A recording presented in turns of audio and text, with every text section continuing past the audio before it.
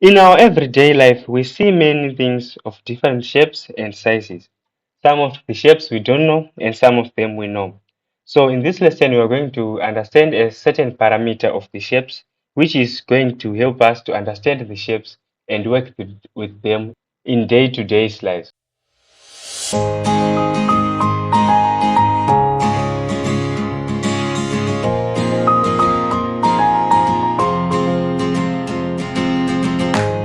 Welcome. Today we're going to look at perimeter of shapes.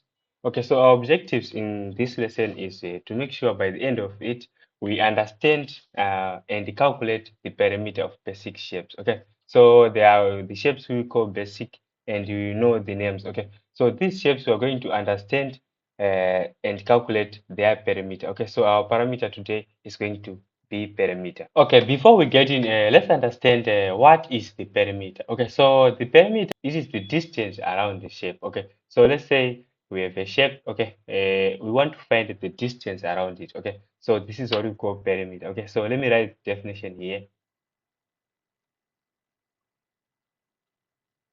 Okay, so this is that's the distance. Okay, so let's say we're given a shape like this. Let me draw this. Okay, so this distance around this shape is what we call perimeter. Okay, so and we have some shapes we know like a rectangle and some that of in some of that shapes. Okay, so this is the distance around the shape. Okay, so let's understand the units of perimeter. Okay, so since it's a distance, the units of perimeter are the same as the units of distance. Okay, so we can say they are meters, millimeters, centimeters, okay, and so on and so on. And you can even say they are feet, okay, and we can so on and say inches.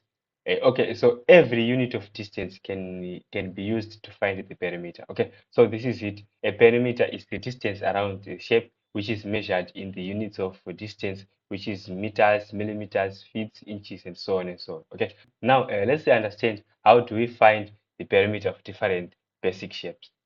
First, let's understand the perimeter of a square. Okay, so a square is a shape with the which has four sides. Okay, so let's describe this. It has four sides, and you can see that these angles, or all of the angles, they are right angled. Okay, so this means that this is 90 degrees, 90 degrees. Okay, so we can say that 90 degrees angles. Okay, so you can see that all these four sides they are equal. Okay, so you can say that they are equal sides. Okay, so this is what we know about the square. Okay, so you can see that it has four equal sides and it has 90 degrees angle. Okay, so when you ask what is a square, you can say that it is a four equal sides 90-degree angle shape. Okay, so this is it. Now to find the perimeter of this shape, since all these sides are equal, we can just name them S. Okay, S for side. Okay, so let's name them S, S, S. Okay, so because they are equal. Okay, so to find the perimeter, we are going to just start from this corner and add all of it. Okay,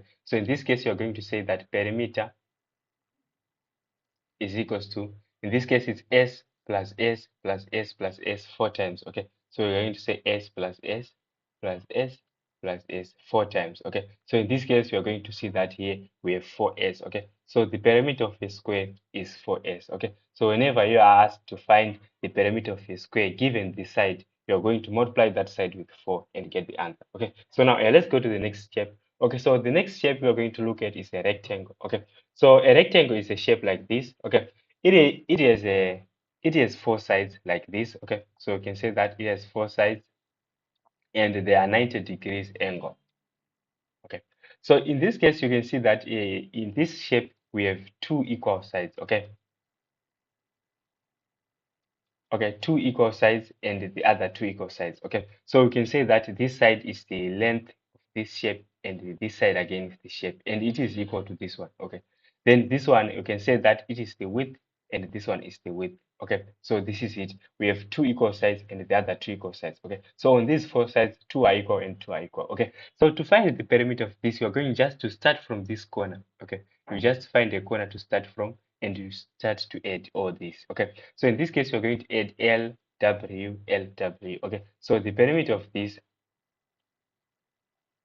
the perimeter of a rectangle becomes L plus W plus L plus W like this. Okay, so in this case, you can see that we have 2L plus 2W. Okay, so if you factor out this one, you can know that it is 2L plus W. Okay, so this is the perimeter of the rectangle. Okay, so given a rectangle, what you have to do is you just have to add the length and add the width, then multiply by 2. Okay, so this is it on the rectangle and square. Now let's go and look at the other shapes. The next shape we have here is a triangle. Okay, so this is another shape.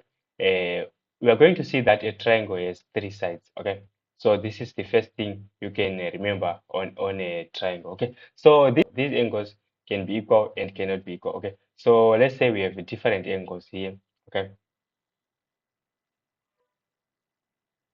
okay, we have different angles here. Okay, so this is what you call a triangle, and these sides, all of these sides can be equal or cannot be equal. Okay, so we're going to name them differently. In this case, we're going to name this one A, and we're going to name the other one B and the other one C. Okay, so when you see a shape with the 3 sides, you just know that it's a triangle. Okay, so this is it. To find the perimeter, in this case, we're going to find the perimeter only.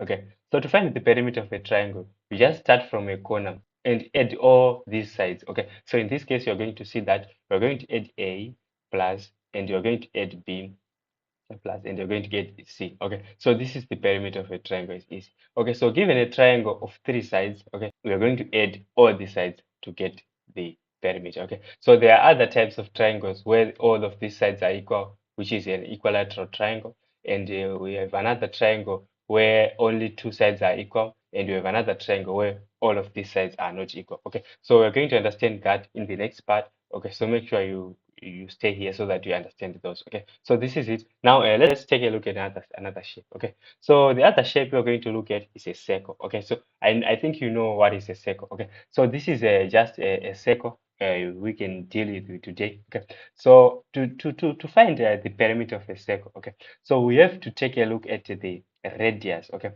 the radius of the shape. Okay, so the radius is the distance from the center of the shape is what we call the radius. Okay, so to find the perimeter, we use this radius. Okay, and a parameter what we call pi. Okay, so the perimeter of a shape of a circle. Okay, I hope you know you don't need definition on a circle. Okay, so the perimeter of a circle is given by 2 pi r. Okay, so in this case, you're going to use r, this radius, and this pi. Okay, so pi in simple terms, it is a number. We can call it a irrational number, which is a 3.1415, and it goes on and on. Okay, sometimes it is asked to say pi is equals to 22/7.